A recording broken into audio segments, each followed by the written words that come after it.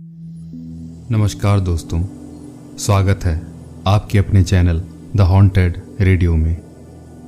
आज एक और नई कहानी लेकर मैं श्रीदत्त हाजिर हूँ आप सबके लिए। तो चलिए बढ़ते हैं आज की कहानी की ओर। मेरा नाम अभिजीत है और मैं कनाडा में ही जॉब करता हूँ। कनाडा में मुझे 5 साल हो गए हैं। ये बात तब की है जब मैं पहली बार कनाडा आया हुआ था। तब मेरे पास जॉब नहीं थी, इसीलिए मैं अपने एक कज़न ब्रदर के घर पर ही रहता था। वो उम्र में मुझसे 2 साल बड़े थे और उनका नाम था अमन। अमन भैया ही मुझे कनाडा लेकर आए थे। वो जहाँ काम करते थे वहाँ काम करने वाला एक लड़का रोज़ हमारे घर आता जाता था। वो भैया का जूनियर था, उसका नाम एरन था और वो मेरी उम्र का ही था। उसके साथ मेरी अच्छी खासी दोस्ती हो गई थी। एक बार एरन ने बताया कि उसे हॉर्स राइडिंग का बहुत ही शौक है, इसीलिए वो एक अमीर आदमी की फार्म में पार्ट टाइम जॉब भी करता है और उसी के बहाने वो हॉर्स राइडिंग भी कर लेता है।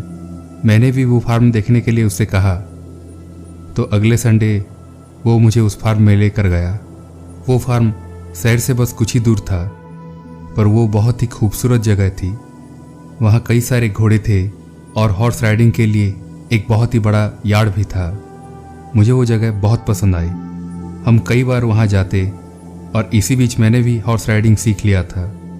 फार्म के दूसरे स्टाफ्स भी मेरे दोस्त बन चुके थे। एक बार एरन को कुछ दिन के लिए शहर से बाहर जाना पड़ा, तो मैं एक दिन शाम को अकेले ही उस फार्म की ओर चला गया। तब शाम के करीब 5 बजे हुए थे। फार्म में बस 2 ही आदमी थे। उन दोनों में से एक का नाम था राइजो। वो भी मुझसे काफ़ी घुल मिल गया था। फिर मैं हॉर्स राइडिंग करने लगा। यार्ड में घूमते हुए मैं बोर होने लगा था, इसीलिए मैंने घोड़े को साथ लेकर यार्ड से बाहर चला गया।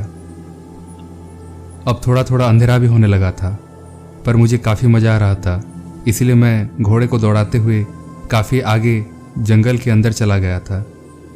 अचानक मेरी नज़र घड़ी पर पड़ी तो मैं बिल्कुल शॉक हो गया। शाम के 7 बज चुके थे। मैं उस जंगल से वापस आने लगा। वापस आते वक्त मुझे एक अजीब तरह की घुटन सी महसूस होने लगी। तभी एक जगह अचानक घोड़ा रुक गया और वो आगे बढ़ा ही नहीं। मुझे ये बात काफ़ी अजीब लगी। मैंने काफ़ी कोशिशें की, पर वो टस से मस नहीं हुआ। मैंने राइजो को कॉल किया, पर उसने भी फ़ोन नहीं उठाया। तभी मुझे दूर झाड़ियों में कुछ हलचल सुनाई दी। मैं घोड़े से उतरा और उस ओर जाने लगा। तब फिर एक अजीब बात हुई। उस घोड़े ने मेरे टी शर्ट को अपने मुंह से पकड़ लिया। ऐसा लगा जैसे वो मुझे उस ओर जाने के लिए मना कर रहा हो। फिर मैंने टी शर्ट छुड़ाया और दोबारा आगे बढ़ने लगा। वहाँ झाड़ियों के पीछे एक ग्रेवयार्ड था।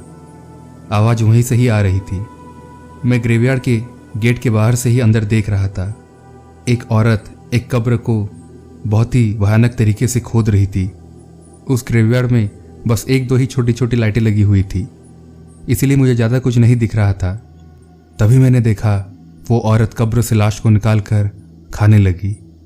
ये देखकर तो मेरे पसीने ही छूट गए और मेरे मुंह से चीख निकल गई।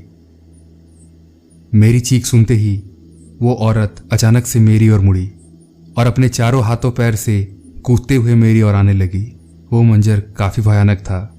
मैं डर के मारे घोड़े के पास भागा। फिर मैं घोड़े को भगाते हुए दोबारा जंगल की ओर बढ़ने लगा। वहाँ से दूसरा रास्ता लेकर मैं दोबारा मेन रोड में पहुँचा। मेन रोड में आते वक्त मैंने पीछे देखा तो अब भी वो औरत मेरा पीछा कर रही थी। कुछ देर बाद मैं सही सलामत फार्म में पहुँच गया। वहाँ मैंने सारी बात राइजो को बताया। राइजो ने कहा, वो ग्रेवयार्ड भूतिया है, वहाँ शाम के बाद कोई नहीं जाता। तुम्हारी किस्मत अच्छी थी जो तुम सही सलामत यहाँ आ गए। फिर मैं अपने घर वापस आ गया। अगले दिन मुझे एक और खबर मिली। मैं जिस घोड़े के साथ गया हुआ था वो रात को कहीं भाग गया, पर अगली सुबह उस घोड़े की कटी फटी लाश उसी कब्रिस्तान में पड़ी हुई थी। तो ये थी दोस्तों आज की कहानी। पसंद आए तो प्लीज़ लाइक, कमेंट और सब्सक्राइब करें। धन्यवाद।